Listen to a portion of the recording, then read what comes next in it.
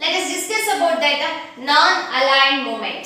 Yes, non-aligned movement is one of the policy, it is one of the foreign policy and it is the independent foreign policy. In the sense it is a country which is accepted the non-aligned, in the sense which is adapted the non-aligned movement, so it is stay neutrally. Understand? Let us discuss about that. What is the meaning of non-aligned movement? So after the end of Second World War, world became two parts. So here democratic countries are led by USA. What is democratic countries are ruled by USA. Democratic countries are ruled by USA. Then afterwards communist countries are ruled by USSR. What is communist countries are ruled by, communist countries are led by USSR. In the sense, after the end of the Second World War, world became two parts. So here the democratic countries are led by the USA and afterwards communist countries are led by the USSR. So here on the time India stayed neutrally. In the sense it is non-aligned. Non-aligned. Non means not. Aligned means join. Understand this? Non-aligned. Non means not. Aligned means join. It is not joined either USA and USSR. It stayed neutrally. Then it criticized and welcomed the international issues independently. Is it? It is criticized and welcomed. But it is international issues independently. It is not give support for the USA and USSR also. Understand? In a sense, it is not joined the USA and USSR. Independently, it stayed and it criticized the international issues and welcomed the international issues independently. Understand? It is not joined any bloc in the world. This is called non-aligned movement. Not joining any other country. Understand? Independently it is staying. This is called the non-aligned movement. Understand? At the first time in the world, India introduced the independent foreign policy is called non-aligned movement after the end of the Second World War. Understand this? Yes, Nehruji is introduced this. On that time, he is not joined the USA and USSR and he criticized the international issues and he welcomed the international issues independently. So here, afterwards we get the financial assist from the USA and afterwards military aid from the USSR. Understand this?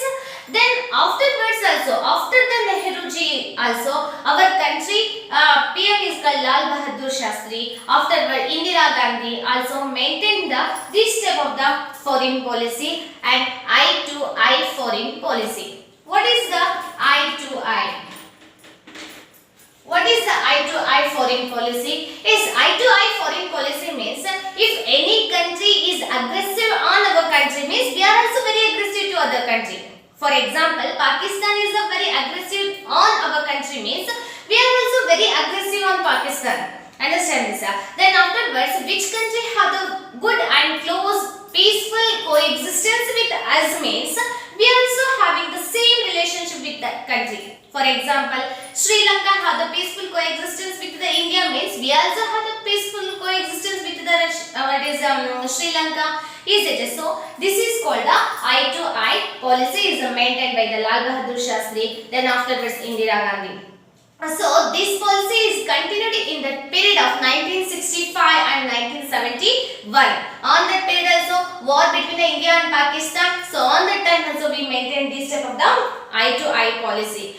Then after Atal Bihari Vajpayee he became the PM of India, but he want to reform the relationship between the India and Pakistan. So he fostered the many more programs. In a sense he want to make reform the India and Pakistan relationship and he want to make the close and good relation. He tried to make that. Understand this? So this is all about the non-aligned movement. Non-aligned means not joining any bloc in the world, independently staying and expressing our opinion about the international issues. If it is the criticize or other welcoming any issues. Okay, this is called the non-aligned movement.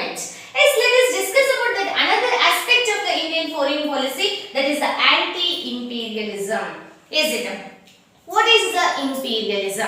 Yes, imperialism it means a sovereign country is attempt on another sovereign country. It take over the another sovereign country and for the personal gain, in the sense of personal development. A sovereign country attacks on, in the sense attempt on another sovereign country and it take over the control of another country and it utilize that country for the personal development, in the sense that country development. For example, already we know that before independence, India is also faced this type of the imperialism.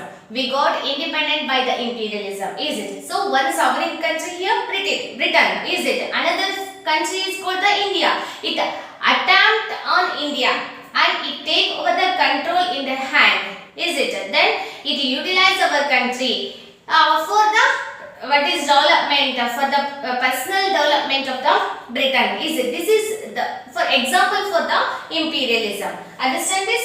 So imperialism is a very harmful, is it? Is a very harmful. A country take over the control of another country is the one of the harmful attempt, is it? For that purpose, India always fight against the imperialism, is it? For that purpose, it expressed like no corner shall practice. What is imperialism? Is it no corner shall practice in the no corner in the world shall practice the imperialism? Is the slogan of India. Understand this? So anti-imperialism. This already we understand that what is the imperialism? Imperialism means a sovereign country is attempt on another sovereign country and take into its control is called the imperialism. Understand this? As the next is in how the question will be raised as India always support to the anti-imperialism, is it? So how? Explain. Likewise question will be raised. Let us discuss about that anti-apartheid policy. Anti-apartheid policy means what? What is the apartheid? Let us discuss about that. What is the apartheid policy? One, skin color people are discriminating, are subjugating on the basis of supremacy is called the apartheid policy. In a sense, one group of the people are exploiting the another group of the people on the basis of the skin color, on the basis of the supremacy is called the apartheid policy. For example, in Africa, the white peoples are always exploiting the black peoples on the basis of skin color. Is it? This is called what it is apartheid policy. India always opposed the apartheid policy because apartheid policy is one of the inhuman activity. What is inhuman activity? It is harmful for the human rights. Is it? Then afterwards, we can see that it is harmful for the peaceful coexistence also. So India is opposed to the apartheid policy. It is always fight against that. Then it explains likewise, no corner of world shall practice it. Yeah, understand this? No corner of the world should not practice it. Understand? So it is the slogan of the apartheid policy. Yes, let us discuss about that. What is a disarmament? What is the meaning of disarmament? Is it? What is disarmament? Means not complete reducing the armament production and sale. Understand? It is not complete reduction of the production and sale of the armaments. Understand this? Disarmament means is a process elimination of particular weapons step by step. Understand this?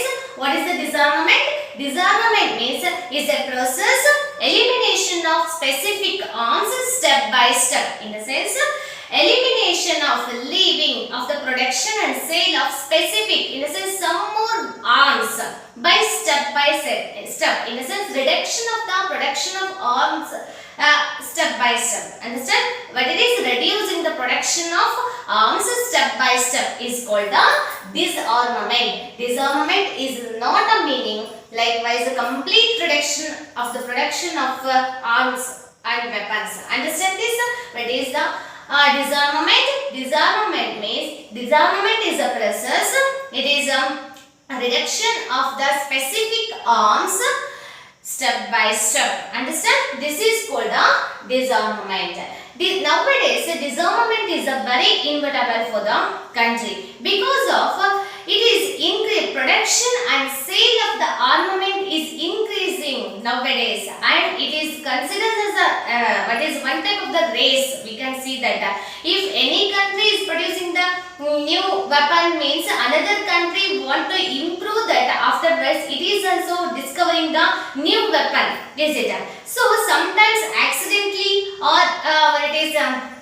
Sometimes accidentally, otherwise wantedly, they will start to attack on another country. Is it? For example, when we are prepared for the examination, always we are waiting for write the exam. Is it? Waiting for the question paper, no? So likewise, when the countries are produce the more arms, so accidentally or wantedly, they will start to attack on other country. So some countries are worried that so it is lead for the Third World War.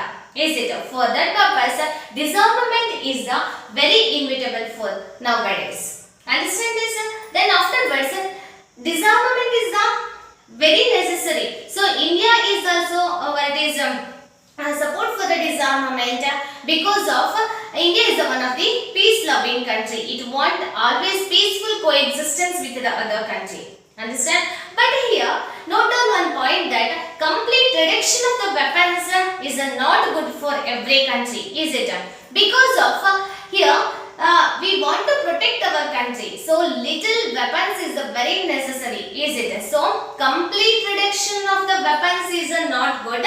So, how much is necessary to protect our country? That much weapons are the very good for every country. So, disarmament is a process. Disarmament is a process to reduction the some more weapons or arms step by step. Understand this? Yes, this is all about the disarmament. So, question will be raised likewise. India supports the disarmament. Why is it? India supports the disarmament. Explain. Yes, India is the peace-loving country. It always wants the peaceful coexistence with the other country. If the armament race is increased, means it leads for the Third World War. For that purpose, India always support for the disarmament. Understand? Another question is, what do you mean by disarmament? Understand? As the next question will be raised from this lesson, that is the applied question. India always in the side of anti-apartheid policy. Is it? Yes. India opposes the apartheid policy. India supports the anti-apartheid policy. Likewise, question will be raised.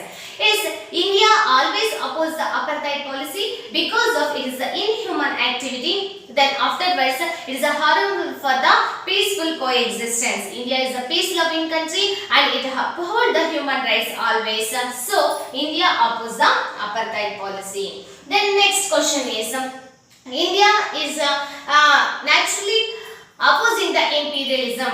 How? India supports the anti-imperialism. Is it? Yes. What is the question? Here question will be raised likewise. India opposes the imperialism. Is it? Yes. How it opposes? Why it is opposing the imperialism? Yes. India quite naturally experienced by the imperialism. It's harmful for the another country and it is the inhuman. Is it? For that purpose, it want to peaceful coexistence and it want the human rights. It uphold the human rights always. So India always oppose the imperialism. No corner of the world shall practice the imperialism is the slogan of India. Yes, this is all about the basic aspect of Indian foreign policy. Yes, in our constitution, Article 51 explain about the this type of the foreign relationship. Understand? So, it need the peaceful coexistence foreign relationship with the other country is very needed for every country. Similarly, in our country, 51 article is explain about the international relationship and foreign policy. Understand this? Yes, foreign policy is the inevitable for the every country also, and India is also want to strengthen the UN and it want to maintain the peaceful coexistence with the other country. Then we can see that India is also joined the many more regional cooperations like the Commonwealth, is it, and SAARC and many others. By this, it always want to strive the peaceful coexistence with the other country. Yes, this is all about your lesson Indian foreign policy.